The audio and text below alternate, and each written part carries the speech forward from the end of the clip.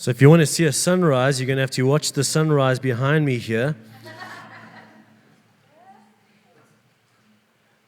But it is so great to gather as God's people and to know that as the sun, I was about to say rotates around the earth, we know better, but to us that's what it looks like, that's what it feels like.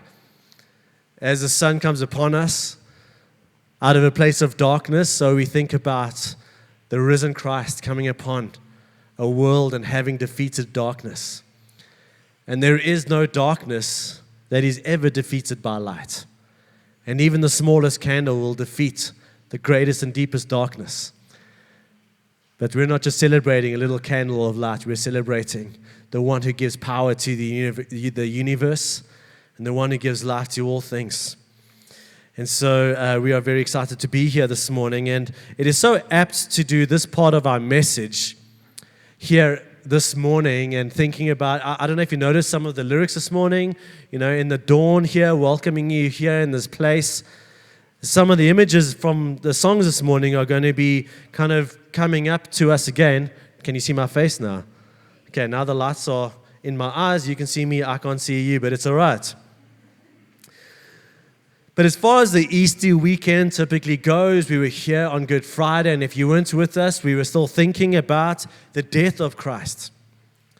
And then, of course, we've got this middle day, this day that doesn't have a name, but we know that God was doing His best in this so-called darkest hour. And then we come to this day where we think about the risen Christ and everything that means. But for those of you who don't know, we've been journeying through the book of Exodus. And we've been looking at how the story of Exodus points forward to the story that we're celebrating this weekend. And we're trying to allow just our imaginations maybe go beyond some of the cliches, whether it is the Exodus story or the Easter Friday story, and kind of build up our insights and our holy imaginations here, building these dots and these connections, and hopefully building deeper roots into our faith in God, who He is and what He's done. And where we left off on Good Friday, and just to catch you up for those of you who haven't been with us, we've been looking at how God's people started in slavery in Egypt for many, many generations. God raised up Moses to be His representative and His mouthpiece.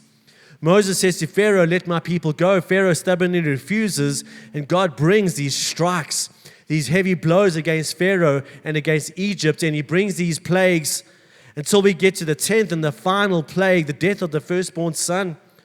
An incredible tragedy, but if we think about all that Pharaoh was guilty of, oppressing God's people, killing a whole generation of Hebrew boys, not listening to God's voice, and that's kind of the straw that broke the camel's back, so to speak. And Pharaoh eventually reluctantly let people go, but God's people were saved on that night, and for a very specific reason. They ate a very specific meal where they had to take an unblemished lamb in the height of its life, take its life, eat it, roast it, but take its blood and put it on the door frames. And that mercy was available to anyone who would do that. And as this destroying angel came over Egypt in that time, so God's people were spared because of the blood of the Lamb, pointing forward to the blood of Jesus Christ that was shed for us on that Good Friday. But before we dive in, one of the themes that came up in many of the songs that we sang this morning were the themes of toil and the themes of struggle. And many things can rattle our faith. And I don't know if you've ever had that kind of sense of unfairness. Lord, I'm a Christian now.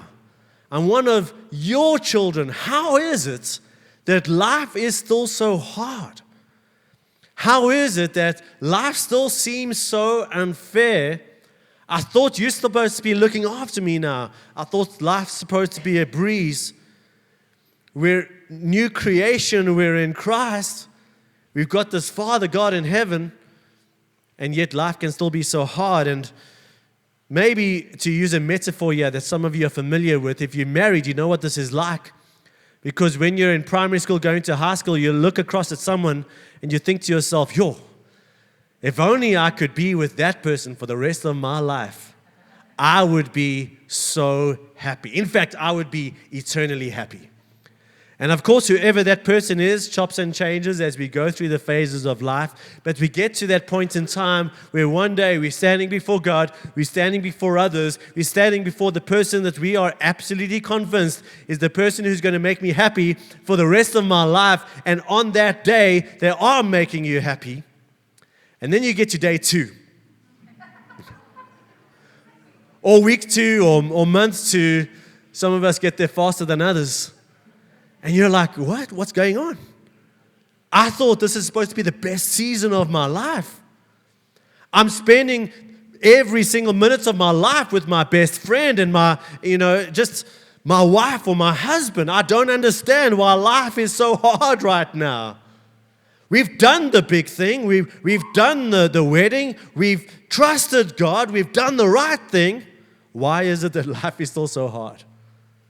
And I think that's such an apt metaphor for us here. And so if you've wondered about that, I think the story of Exodus and the gospel is going to be an education for us. Okay, I hope that doesn't do anything strange for us this morning. But let's pick up from where we left off after the plague, the 10th and final plague on Good Friday. I'm going to read from Exodus 12, verses 31 to 36. During the night, after this devastation, Pharaoh summoned Moses and Aaron and said, "Up, leave my people, you and the Israelites, go. Worship the Lord as you have requested. Take your flocks and herds as you have said and go, and also bless me." He recognizes a greater power here. The Egyptians urged the people to hurry up and leave the country. For otherwise, they said, we will all die. So great was the power of God displayed on that night.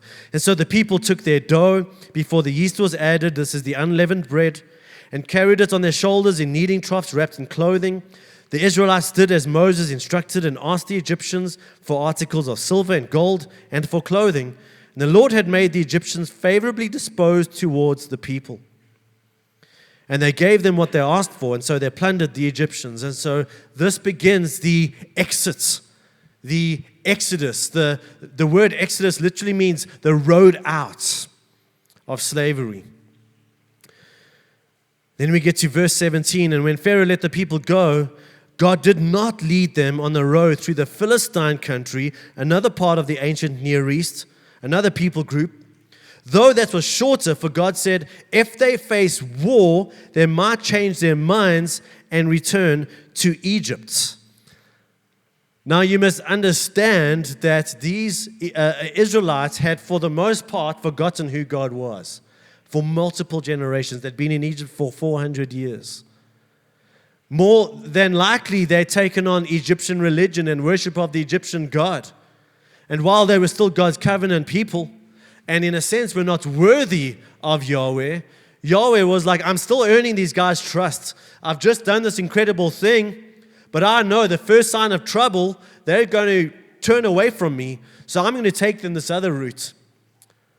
Archaeologists have also discovered that along the Philistine route were Egyptian military bases and places for them to get water. So God knew what He was doing by taking them this other route. Verse 21, and by day the Lord went ahead of them in a pillar of cloud to guide them on their way, and by night in a pillar of fire to give them light so they could travel by day or night. I mean, they didn't know where they were going. They'd been slaves. They never had any maps, and so they had to trust God's leading towards freedom. And so then what happens is, I'm just skipping forward a few verses here, is God leads them through this route, and He eventually gets them to the point where they are confronted by this body of water, the sea before them. And I can just imagine what this might feel like for the Israelites, because, okay, great God, You've done this incredible thing. You've taken us out of this horrible slavery. You're leading us towards freedom, and here we've got this ocean before us. I mean, this is not a camp out. And so they're saying, okay, great. All we need to do now is get over this ocean. What's going to happen to us now? And things heat up very quickly. When the king of Egypt was told that the people had fled, Pharaoh and his officials changed their minds again about them. Said, what have we done? We have let the Israelites go and have lost their services. As far as they were concerned, their economy was built on the slave nation. So he had his chariots made ready and took his army with him. He took 600 of the best chariots. This is like the modern equivalent of bringing 600 tanks, along with all the other chariots of Egypt, with officers over all of them. As Pharaoh approached, verse 10, the Israelites looked up, and there were the Egyptians marching after them, and they were terrified and cried out to the Lord. Remember, they're trapped by this body of water in front of them. They don't know how they're going to get through it, busy figuring it out, and then an army starts coming from behind them. They're at a dead end, and only death is pursuing them from behind. What on earth is going to happen next? You know, sometimes we look at the Israelites in stories like this, and we're like, stupid Israelites. Faithless Israelites. I mean, if I was there in that moment, I don't know if I would be any different. I think I'd be freaking out as well. Moses, what have you led us to? And so what do they do next? Verse 11 and 12. And so they said to Moses, was it because there were no graves in Egypt that you brought us to the desert to die?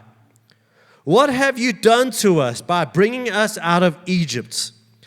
Didn't we say to you in Egypt, leave us alone, let us serve the Egyptians? It would have been better for us to serve the Egyptians than to die in the deserts. And so they're angry. And so what do? They look at the visible person who led them out of there, and they blame him. Just by the way, if any of you lead anything, whether it's just leading in your family, leading in a business, leading in a school, leading in a church space, and you just want to maybe spend some devotional time with God just to kind of grow your character and grow your leadership, hang out with Moses. And let God speak to you about Moses' leadership and his experience of leadership, and I guarantee you that God will strengthen you. Exodus 14, verses 13 to 14. So Moses answered the people, do not be afraid. Stand firm, and you will see the deliverance the Lord will bring you today.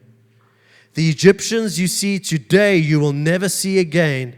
The Lord will fight for you. I love these final words. You need only to be still.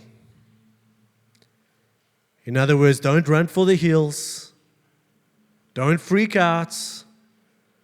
Don't bring out whatever swords or broomsticks you have and try and fight the Egyptians. Death before you, death behind you. Just be still and trust God.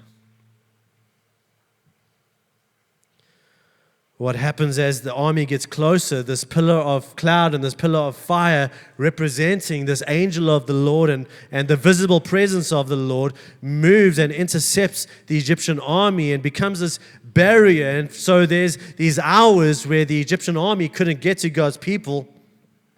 And we get to verse 21, and then Moses stretched out his hand over the sea, and all that night the Lord drove the sea back with a strong east wind and turned it into dry land, and the waters were divided. Now, as I try to take notice of these details here, it kind of changed some of my Sunday school and movie ideas of what this looked like, because in my mind's eye and kind of my immature imagination, Moses just kind of puts out his hand with the staff in his hand, and poof, the seas just part before him. And this is a different story. As night comes on, Moses is standing there, and this wind starts blowing. It can only be an incredible, mighty wind. And I don't know if you've ever stood on the beach when the wind is going crazy and the sea is being built up. Even if you're standing on the shore and in many ways you know you're safe, it's a frightening experience. And so Moses is literally standing there for hours. and the wind is getting more intense.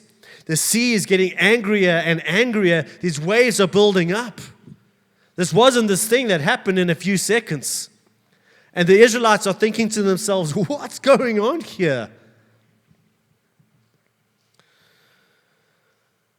And then as the army was behind them and before them, this crazy wind, this darkness, these waves, the waters divided.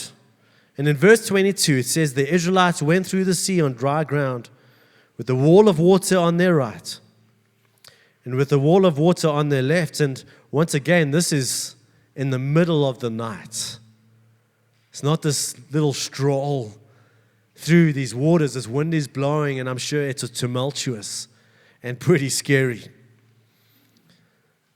As they got to the last hours of the night, what the story tells us is that God threw the Egyptian army into confusion. The wheels started coming off their chariots, and they started freaking out because, remember, they've just been through these 10 plagues where God's evidence was there. God's arm was shown to be powerful and mighty, mightier than their gods, mightier than Pharaoh. Suddenly they realize, oh wow, that same God is still with them. And so they figure, look, we need to get out of here. And so they try and turn around. And then as we get to the morning hours, the dawn, so apt for us this morning, God's power comes in and once again judges this human evil, and he allows the waters to come upon them, and no Egyptian survives. I think there's something so powerful about this story. But I want to join a number of dots for you, not only the dots to the cross, as we're going to be doing in a second, but maybe think to yourself just how many times God's might and God's power, God's deliverance comes through the waters. Think about even Genesis chapter 1, God's Spirit's hovering above the chaotic waters of the deep. Think about God dividing the waters to bring about His creation. Think about Noah's ark, God's people saved through the waters. Think about Moses' life, the deliverer of Israel, saved through the waters. Think about this story. Think about the people of Israel being taken through the Jordan, once again into the promised land, but through the waters. Think about Jonah, saved through the waters. In fact, what the New Testament does in the book of 1 Corinthians, it even connects our baptism to this story in Exodus. I mean, this kind of stuff just gets me so excited because God is so in this. Think about the Passover. Think about that this is the moment that people start trusting God. This is the moments where God's power broke the evil that was before them. This is where God's people were spared because of the shedding of blood of the Lamb. And then they go through the waters and they engage this new season as a new people, even with a new timeline, with a new identity. And yes, they continue to face some trouble, but they're also on their way to experience the fulfillment of God's promises. And in the same way as you and I encounter Jesus in Good Friday, whether it's Good Friday itself, or just as God works in our lives, we encounter the crucified Christ and we trust Him. And the blood of the crucified Lamb covers us. And we are saved from God. We're given a new identity. And then we go through the waters of our baptism. And we enter this new world with a new identity. Yes, we continue to face some struggle. But we have these new promises we can hold on to, and we know that God will be faithful to take us completely to the promised land. Finally, verse 30 and verse 31. That day the Lord saved Israel from the hands of the Egyptians. And Israel saw the Egyptians lying dead on the shore. And when the Israelites saw the great power the Lord displayed against the Egyptians, the people feared the Lord and put their trust in Him and in Moses, his servants. I mean, if I think about that moment, I almost need to just take a mental breath because of the drama of the story from slavery into this moment, this insight, maybe we're going to be set free, into the drama and the chaos of the plagues, into the crisis of the 10th and final plague. Trusting God, being sent out, finally we're free. Oh wait, we're not. We've got a sea before us, an army behind us. But then once again, God takes them through the waters into this new place. Talk about a roller coaster of faith. Talk about a roller coaster of trust. I mean, I thought faith was supposed to be easy, right? And so here's just the big thought that I want for us this morning as we start heading towards the communion table together. That the challenges you and I face don't change what God has done and where He is taking you. I'm sure those Israelites doubted who God was when that army was coming up behind them and they were at this dead end. But I'm sure that they finally knew that God was for them. This, by the way, wasn't the last challenge that God's people would face. They were going to be facing challenges from without, challenges from within, their own sense of Egypt still within them.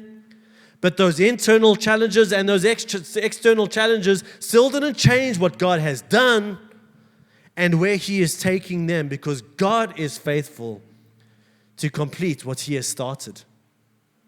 And so as we go to the communion table, I don't know what challenges some of you are facing. I don't know, just this sense of this dead end before you, this army behind you. I don't know what that maybe represents in your life.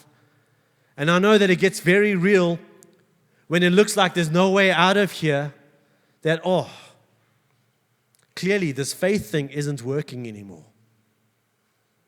It doesn't look like God is going to bring me through this. And I want you to think about the Red Sea. I want you to think about the Egyptian army and what God did there.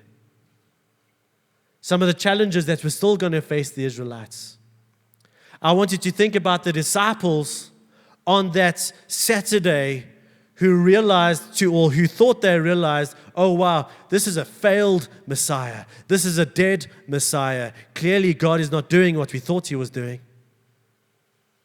But then Sunday came. And not only did the actual sun rise, but the Son of God rose from the excuse me. The Son of God rose from the grave, defeating death, defeating sin, defeating all of our enemies. And so as we go to our communion table this morning, I don't want to rush this. I want you to think about your challenge in light of Easter Sunday, in light of this story. And though you may be called to trust God in such deep and powerful ways, that we can look to what God has done, where He is taking you. We can look at the cross. We can look at His victory. And we can have faith for the steps that we need to take in this life, in His next few days, weeks, months, and years. And so we're just going to have some music playing gently in your own time. There's a table here, a table here. There's also a table at the back. Go and take communion. And do some work with God. Trust Him in this moment with your challenges. And then we'll worship together.